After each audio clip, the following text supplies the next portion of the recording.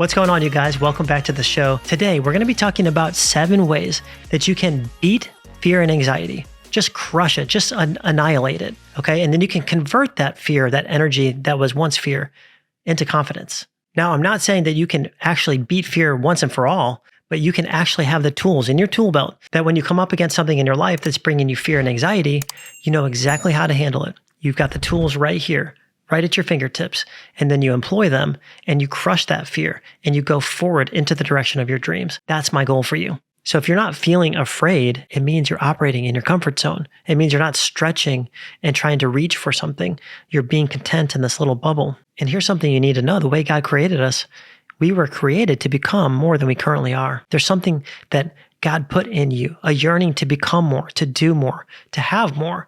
That you're here for a reason, that your life matters, that there's some bigger reason that you're alive. You weren't born to play it safe or be invisible. So understand, fear is not something to be avoided. It's something you can use to become better, to become a better version of you, to unlock a level. So number 1, take action. The way that you can beat fear is to take action. When you take action about the thing that you fear, you take its power away, and you actually take that power and you use it to energize and fuel you as you move forward. Emerson said, do the thing you fear, and the death of fear is certain. You're probably thinking this is pretty simple advice, but yet people don't take it. Do the thing you fear, and the death of fear is certain. Taking the action of what you're afraid of dismantles the fear, and it actually brings confidence. And what that also means is that inaction feeds fear. You might want to write that down. Inaction feeds fear. The longer you sit on it and wait, the more it festers, the more of a big deal it becomes. And here's one of the most interesting things about fear, about problems, is they don't become easier when you conquer them, when you actually take the action and do it. It's not like the thing became less fearful. You become better. You become more. So if, for example, the thing that you feared doing was a level 3 and you were a level 1, it seems scary because it's bigger than you. So every time you come up against a problem, you have a decision to make. You can run and cower in fear, or you can become more and you can become bigger. But here's the caveat. The way to do that is by doing, is by taking the action.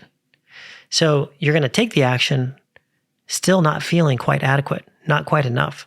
But as you step into it, you put a demand on the resources that are inside of you, and you pull out of that rich resource the things that you need in that moment.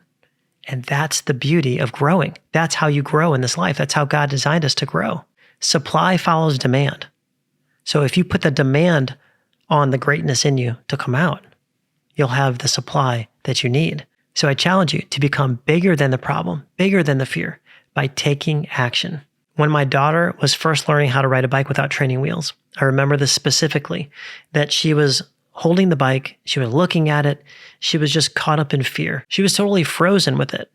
And she would look at it and she would want to ride the bike, but she just wouldn't let herself. Her mind was just fixated on, what if it didn't work? What if I fall? But then something interesting happened. A few minutes later, she just jumped on the bike and started riding it.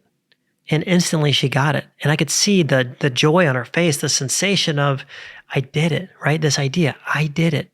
I did it. That's such a euphoric feeling. She felt so free and so accomplished. Daddy, look at me. Daddy, look at me, as she rode around the cul-de-sac. But here's where it gets really interesting. A few times around the cul-de-sac, she put the bike down. I could tell she was thinking about the moment of what just happened. And guess what happened next? Immediately, she got back on the bike and started riding again. So this is the unique thing that happens when you take the action and you conquer the fear, you take its power away and you channel it into confidence. Because now she has confidence. She said to herself, I did it. Look what I did. If I can do that, well, then I could probably do anything. What else can I do? I'm a more confident person now. And her immediate reaction wasn't to do it once and then never do it again. It was, oh, let me do this again. And let me do it with ease and with confidence. Number 2, repetition. You have to have reps of discomfort outside of the comfort zone. You have to put in every day. You're making the choices to reach out, to reach out, to reach out. And the idea is that you are getting uncomfortable to normalize a new normal for you. So if your goal is to become a public speaker, if you speak on enough stages of 1,000, 2,000, 5,000, 10,000 people, eventually that becomes your new normal. That becomes something of a comfort zone itself. So the idea is we're constantly on the edge of discomfort. We're putting reps in, reps in, reps in. until we can normalize that, and then we cast that vision out further again. But most people don't want to do reps of discomfort. They want to stay comfortable. They don't want to expose themselves to possibly failing, expose themselves to what if it doesn't work? And that's a huge problem, because let me tell you a truth that you probably haven't heard before. You have to expose yourself in order to grow. You see, growth only happens outside the comfort zone. It only happens when you put a demand and you're forced to become something more than you currently are. That's when growth happens. But if you're on autopilot and you're just going day to day, going and clocking in your job and then clocking out, just living a comfy little life, watching TV till you go to bed, you're not growing. You're actually dying. That's a topic for another video. You have to be exposed in order to grow. Think about a mutual fund. A mutual fund has very little exposure to risk, and it has very minimal returns. So you're getting a very average, very minimal return because you're not exposing yourself to any risk. Now, if you expose yourself to a much higher risk, you have the possibility of a much higher return. And in fact, the word entrepreneur, if you look it up in the dictionary, it's someone who exposes themselves to a higher risk in order to receive a higher return. It's a dreamer. It's somebody who's willing to step out and go after their dream or vision in their heart, and they'll be more compensated for it because they're forced to become someone new. So if your goal is to become a public speaker and you speak one time and you're lousy at it and you totally don't do a good job, that doesn't mean you're not a public speaker. What it means is you haven't put the reps in. You haven't done the reps of discomfort that will pull out of you what's locked up in you. Does that make sense? It's the same reason that you're not good at hitting a golf ball. You haven't done it enough. You got to do it enough times. Okay? You have to put the discomfort reps in. So you can beat fear and anxiety by repetition. It's the same way you learn to do anything in life. It's how a child learns how to walk, by repetition. They fall, they get up, they do it again. They fall, they get up, they do it again. Until all of a sudden, it's normal for them. It'd be crazy if they didn't know how to walk. Once you know how to walk, it'd be crazy if all of a sudden you didn't know how to walk. It's your new normal. It's now your floor. It's your standard. Okay? It's your new comfort zone. When you're working out, your muscle has to be exposed to enough stress, has to have exposure to stress in order for it to break itself down to build back up and become stronger. Think about that. Now, you can put reps in at the gym where you don't push hard enough to expose to enough of a level of stress to break it down. And I actually did that for years. I'd go to the gym for years and have no result for it because I never got to that point where I pushed hard enough to hit that stress mechanism, to push that button biologically that causes the muscle to break down and for it to build back stronger. In science, this principle is called Hormesis. Look it up.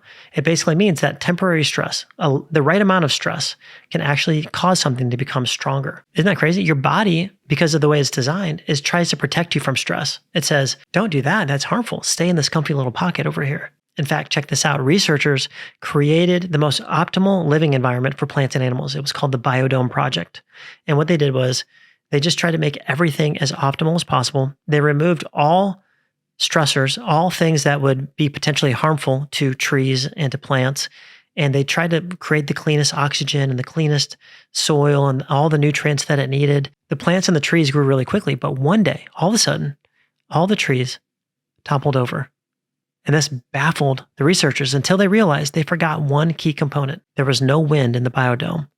And the stress of the wind against the tree is what causes the root to go down deep enough to sustain the growth that it has above the ground. Isn't that so interesting? My mind is blown by that. It's enough temporary stress that pushes the right button, pulls the right lever for it to become stronger, for it to become better. So don't avoid this in your life. Use them. Put in the reps of discomfort to conquer fear. Number 3. Stop thinking about you. I know that might sound a little weird, but I believe that most of the problems we have in our life have to do with us thinking about ourselves. So instead, think about other people. Jen Gottlieb has an acronym called HOPE, which stands for Help One Person Every Day. So when you're faced with something that you fear, think about the lives that would potentially be changed if you did it. What's on the other side of it for someone else? Do it for them. Because the truth is, most people are thinking, I don't feel like doing it. What if I do it and I fail? What if people see me fail? I go for my big dream and I fall flat on my face. What happens then? What are people going to think of me then? So instead of turning inward and just being all focused about what people think about you and how it's going to affect you, what if you turned all that focus outside and you said, what if I speak on the stage and one person's life gets changed forever? Wouldn't that be worth it? What would that feel like? Think about the windshield on your car. and how when you're driving, bugs hit the windshield and those little bug guts that are on there. Well, what if you were completely focused on those bug guts? So you had your focus was on those instead of what's out in front of you. What would happen if you try to drive that way? You'd be crashing into everything because your focus is turned inward on something that's blocking you from seeing everything else out there, the greater good that's going to come from that action that you're taking, all the benefit, all the effect that's going to come into your life, the blessing, the abundance, the prosperity, the ability to help others that lies on the other side of that fear. And here's something crazy. Listen to this. Fear causes conformity. You become afraid of what other people think of you. So then you begin to change yourself in order to become more acceptable to the crowd, to the masses, of what they say is cool or acceptable. So you lose your sense of authenticity. You lose your sense of self, and that is your superpower. So you're surrendering that by giving into fear. Fear causes conformity. And the Bible says, do not be conformed to this world, but be transformed by the renewing of your mind. Authenticity is actually the most powerful frequency that your body can emit, but you'll never have that authenticity if you're surrendering to fear and conforming so that you don't stand out, so that nobody could judge you, that you don't have any exposure. Remember we talked about exposing yourself to grow? When you're different, you're exposing yourself where people could say, ooh, I don't like that. I don't like that person. I don't like what you said. You're this and you're that. Well, guess what? That's what happens when you expose yourself in order to grow. Adam and Eve in the garden, when they ate the apple that they weren't supposed to eat, what's one of the first things that happened as a result of committing that sin? They turned inward and they noticed that they were naked. They had a self-awareness all of a sudden. They turned inward, started saying, oh no, we better cover ourselves. What will people think of us? They began this self-evaluation, this fear of man, the fear of what other men think of you. Oh man, I try to teach this to my daughters. I try to rip this out of myself. When I see it in myself, I'm on a quest to rip it out. I don't want to be governed by this another second or another day in my life. And I don't want you to either, which is why I'm giving you these tools. Jordan Peterson said, people don't aspire to their highest good because they're ashamed of themselves. They're all wrapped up inside, thinking about all the things they've done wrong and what people will think of them. Don't let that be you. Don't fall into that trap. Instead, cast your vision outside and think about all the people that your obedience, all the lives that will change based on your obedience. Do it for them. It's the secret. Number 4, make a plan. One of the easiest ways to fight fear is by making a plan. So begin to brainstorm ideas of how you could see it working out. Now, here's the important thing. It doesn't have to actually be any one of these things that you're brainstorming. But the idea is you want to get your mind moving in the direction of possibility. The idea that it is possible. Because what happens when you're in fear is it shifts to impossibility. It shifts to, I don't see a way out of this. I don't know what's going to happen. This doesn't look good. This looks like it's going to fail. So you got to shift it back. So start to play with it. Make it fun. List out as many different ways as you can think of or dream of and look at what you have. What skills do you have right now? What's in your home right now that you could actually turn to? So let's say you're in fear about your house payment. Well, begin to list out ideas of how you can make that money. If you need $2,000 or $3,000, what are different ways that would generate that amount of money? The Bible says He's given us the power and authority to create wealth. So begin to think about what's at your fingertips. What skills do you have? What wisdom do you have? How could you package that together and create an offer, whether it be an online information offer where you're going to create a couple videos that people can buy for X amount of money, or maybe it's a physical service where you're going to go walk dogs or detail cars or power wash houses or cut lawns or whatever it is. I don't know. But here's the key.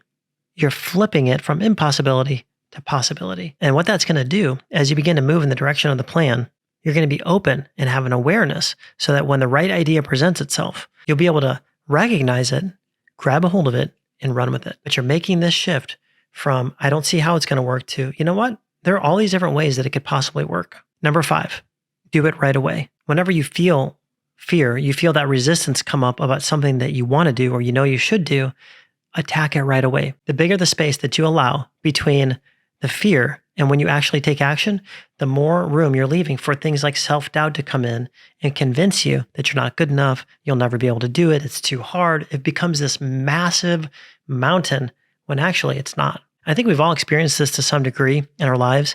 We've been doing a certain habit and then we get out of the habit and it feels so hard to get back into it the longer that you stop the habit.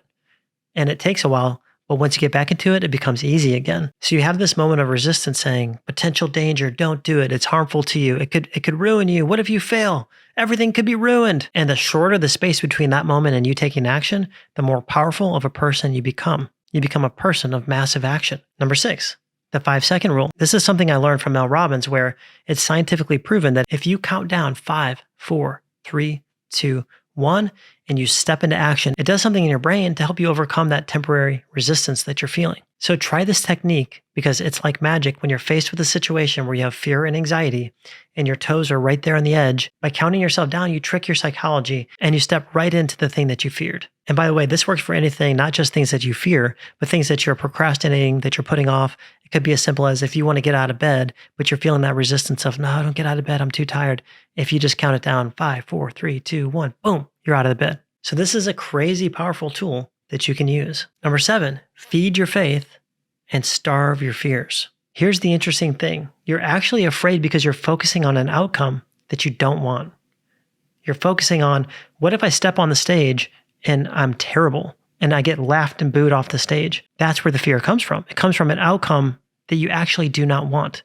So what happens if you say, you know what, I'm only going to give my attention, my energy, and I'm going to use my imagination? Because remember, fear is imagination unrestrained. So you're letting your imagination run wild and it's running into outcomes that you don't want. But what if you said, no, I'm only going to imagine the outcome that I want, and I'm going to say no to everything else. I'm going to surround myself with things that prove that to me, with successful people who have been speakers. I'm using that example a lot in this video, but you can apply this to anything. I'm going to surround myself with examples of people who've done it.